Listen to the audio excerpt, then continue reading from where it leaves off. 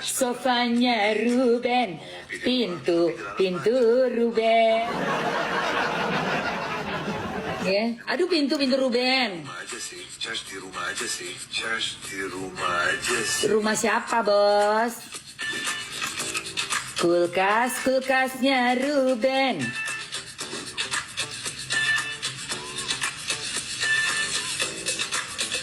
Woi, sarang burungnya Ruben. Ruben yang bayar semua. Hah?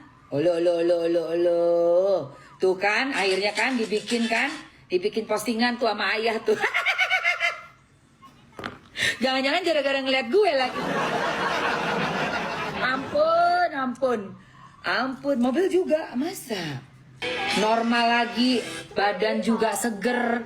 Yang tadinya sebelah panas, sebelah dingin. Itu apose ya. Itu mah bukan penyakit medis itu. Sebelah dingin, sebelah panas, aneh banget. Makin malam makin ajaib. Aduh, ya Allah ya Rob.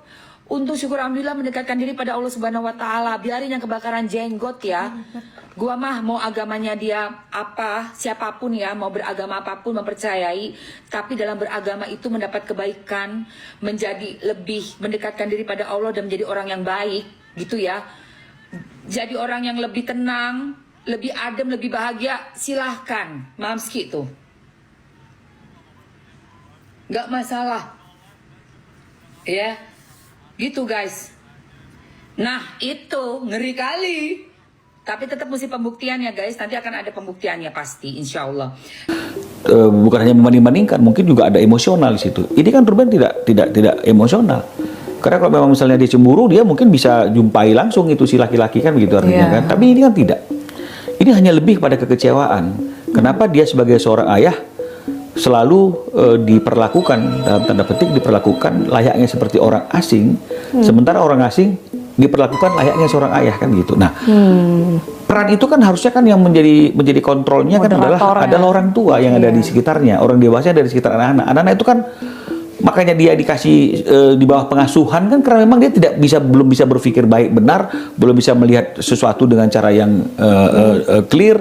Sehingga akhirnya harus ada pendampingan dari orang dewasa gitu loh. Nah, apa yang dilakukan oleh seorang anak itu pasti ya patut diduga itu adalah merupakan arahan dari atau didikan dari orang dewasa yang ada di sekitarnya kan. Kemarin itu gue sempat buat 2 postingan tapi hanya mengetik ya persoalan si Sarwenda dan R itu.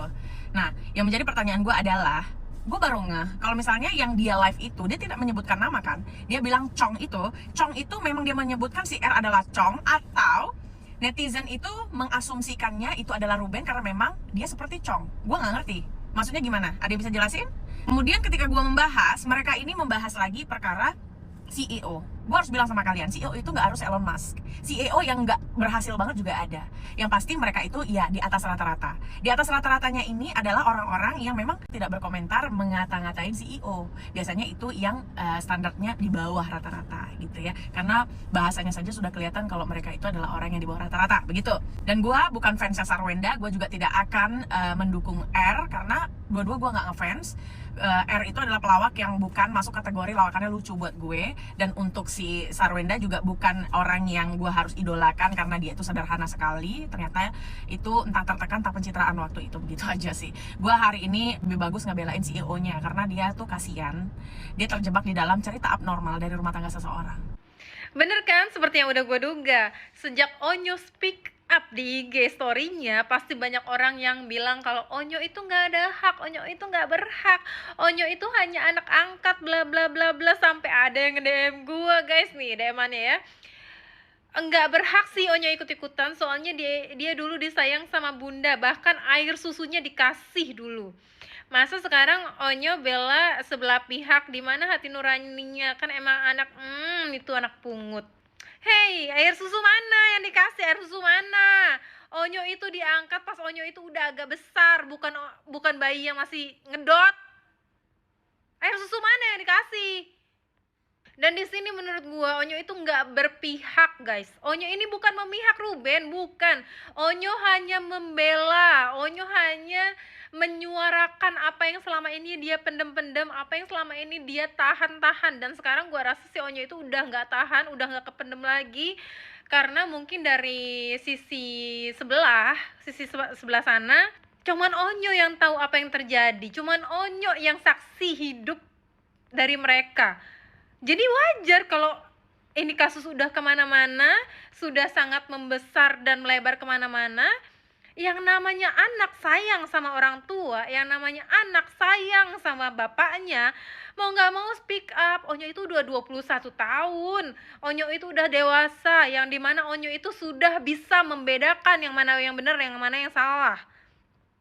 Oke, kalau anaknya yang masih kecil, yang cewek-cewek ya, Tania dan Thalia, itu dia masih anak di bawah umur, masih anak kecil yang belum bisa mengambil keputusan, yang belum bisa membedakan yang mana yang salah, yang mana yang benar, yang masih butuh bimbingan. Ya, jadi kalau Onyo di sini speak up, bukan berarti Onyo itu membela salah satu pihak, bukan.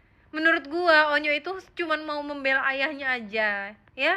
Sampai detik ini Ruben benar-benar nggak ada sedikit pun menjelek-jelekan mantan bininya. Bahkan di stasiun TV Ruben masih membela mantan bininya. Sampai Ruben bilang, gue kenal kok sama bundanya anak-anak, gue kenal sama ibunya anak-anak. Dia kalau nggak ada yang kompor-komporin dia nggak mungkin kayak gitu. Menjelek-jelekan di mana? Ruben udah disindir-sindir di setiap live mantan bininya dan pacarnya aja, Ruben masih membela mantan bininya. Jadi udah stop kalian yang udah dibutakan ya, yang bener-bener hatinya itu mati kayak sebelah.